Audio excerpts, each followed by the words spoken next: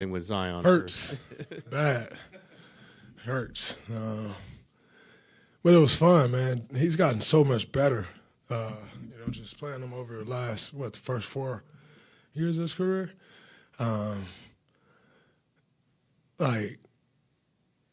You could tell in previous years that he was getting in better shape, that he was starting to take the game more serious, and you could just kind of see gradual steps.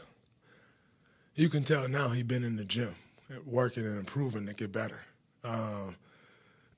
To me, what that looks like is so worried about weight. Everybody talking about weight, and I've struggled with that, so I know that struggle. And so that's just the only focus. And it looks like now he has that so in check that he can actually focus on his game. And he's gotten so much better. So it was a tough battle. He got the best of me last night, and I just wanted to come out and put up a better defensive performance than I did last night. Helping limit to 5 for 20 tonight, and you also did a great job. I was a main defender. Helping is crazy, but, it's cool. Limiting him to 5 for 20. You also did a great job on Lauri in Utah.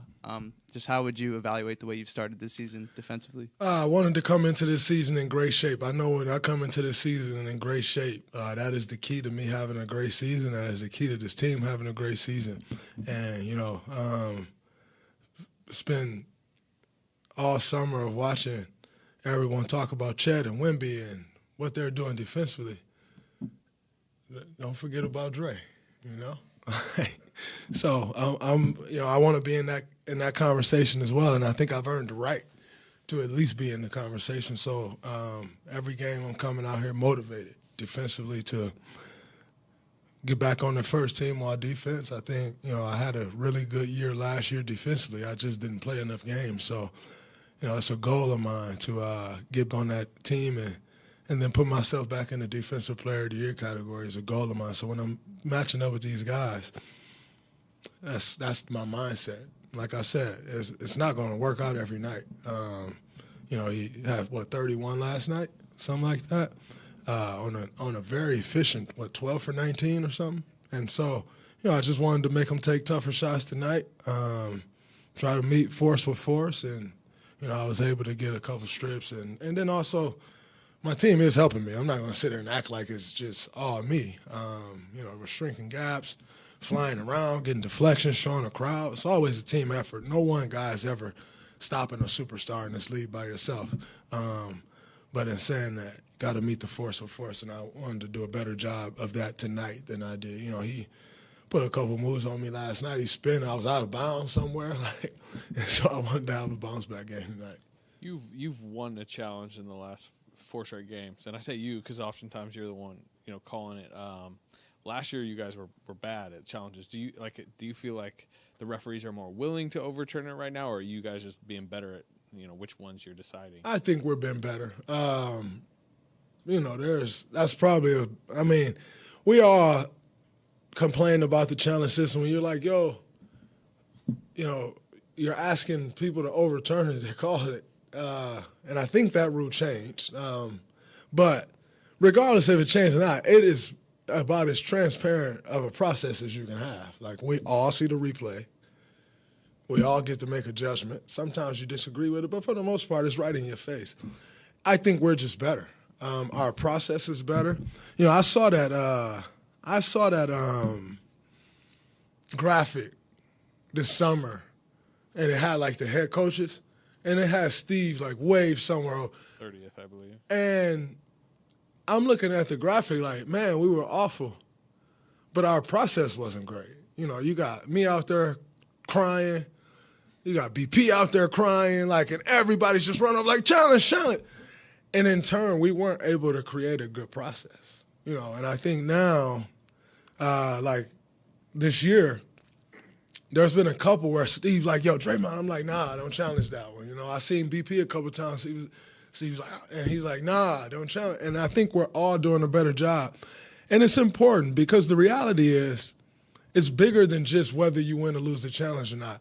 probably means if we're losing challenges the way we all are being over emotional. We're all being over consumed with what the referees are calling. And I think it's important for us as leaders to understand, like, use them wisely. They're very important. They can change the outcome of a game. And we're just doing a better job of it, I think, than we were last year.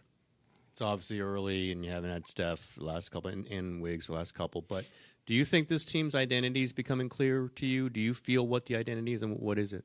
I think our identity is we're going to get into you defensively. We're going to make it hard. We're going to fly around. We're going to push the tempo. We don't want to run sets. We want to get up and down. And if we need to get to a set, then we can get to a set. But, we really want to push the tempo and not play against a set defense all night. And I feel like that's becoming our identity. Getting stops and getting out and running. I think we're becoming a really good defensive team. We got to continue to build up on that. But I'd say that's becoming our identity. Hey, Draymond, the starting lineup tonight was you and 4 guys who don't have a lot of experience starting in this league. Lindy, his second start ever, and all that stuff. Did you feel more of a responsibility than ever to kind of lead that group, to be the elder statesman out there? Yeah, just trying to make sure that everybody not worried about me. Okay. You guys opened the game with, like you said, that lineup, but it was pretty clear from your point of view. It looked like you were deliberately trying to, like, maybe pull Zion out a little bit because you were shooting a three. You pulled 4 threes tonight. Is that just something thinking, well, okay, Steph's not here, Wiggs not here, I need to spread the floor a little bit, or are you just taking advantage of the open shot? Well, I spent the Clipper game in my feelings because I was just standing in the corner. And so I'm like, if you're going to spend the game in your feelings, when you get the opportunity to shoot the ball, you got to shoot. You can't cry about something and not do the work to change it. And if there's a possibility there, not, take advantage of those opportunities. Also, I think I'm a very good shooter. I spend a lot of time on it. But Steph's not out there, and Wiggs not out there, which means the first open shot you get may be the best look you get throughout the possession. And, you get so used to playing with Steph that the first open shot you get is probably not the best shot that you're going to get because the defense is so overreactive to him. They're giving you that shot. When he's not out there, it's a little different. And so I just kind of wanted to make sure I come out with an aggressive mindset and knowing if the shot's there, you have to take the shot because it's going to allow this offense to move. With Steph moves everybody. Like everyone on the court, he's going to move you. It's different when he's not out there. And so that was kind of my mindset coming into it. It's just if the shot's there, fire. And, make sure I'm taking the good ones. I'm never going to come out and just rush a bunch of bad shots, but make sure I'm taking the good ones and, missed the first couple, but then I was able to get them to fall. Do you know what your record is when you make a lot to a little? 53-7? That's nice. What's Stackhouse adding right now? He's adding a fire and a level of accountability to us on the defensive end. He came in and he came in kind of implementing some different defensive rules. If you know anything about the NBA, we all run the same stuff. And, he's coming back from college. Obviously, Stack's a vet, legend, 17,000, 18,000 points in this league. But, he spent years in college, and he came in with a couple different rules where everybody's like, but he was so confident, and he was so vocal about it. And every time you got it wrong, he's teaching you, that's not it. I know you've done it that way. That's not it. And when someone comes in with that type of force, with that type of confidence and presence, as a player, you have no choice but to believe it. And he's giving guys a level of confidence on the defensive end that we hadn't had. But like I said, more importantly, a level of accountability that we haven't had over the last couple of years. And, he's like, that's all he talk about. He don't say a word about the offensive end. Only defense. And he's on guys every single play. He has these defensive grades that he sent out every game. And you see guys going up to him like, it's competitive now, right? Like you get dinged for everything, man. He like one small thing and your points, your grade is dropping. And it's like, a list of everything you do. Well, you don't want to see that list, and you got a lot of dings on it. And so there's just a level of accountability that he's brought to that side of the ball for us, and he's created this challenge to where everybody's trying to be at the top of this list. In turn, it's creating a good defense for us. Draymond, you guys played against Kyle Anderson something like 45 times in the past, including the playoffs. How nice is it to have him on your guys' side now? And these past 2 games, did it show all the ways he can impact the game and all the small things? 100%. He's one of the guys I hated playing against. I told y'all before, he got a steal either last year or a couple years ago where I was throwing a pass, and, like, he reached his long-ass arm out and like, took the ball. And I'm like, yo, how did he get the ball? And then I saw Zion try to take him off the dribble yesterday, and he slid and stopped, and I'm like, yep, I'm happy I don't have to face that anymore. So it's, I've been very vocal about him over the years and just the problems that he creates for teams. Every team that he's been on, he creates problems for whoever they're playing against. And to have him on our side is great because he was really our point guard most of the night, if everybody noticed. But when BP wasn't on the floor, or even at times, getting BP off the ball, he was our point guard most of the night.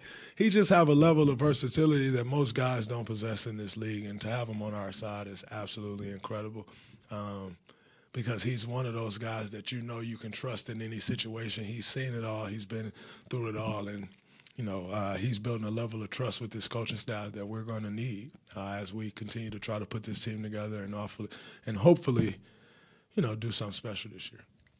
Another Stackhouse question. Trace said that you mentioned into the ball and maybe more, not double teams, but certainly helping.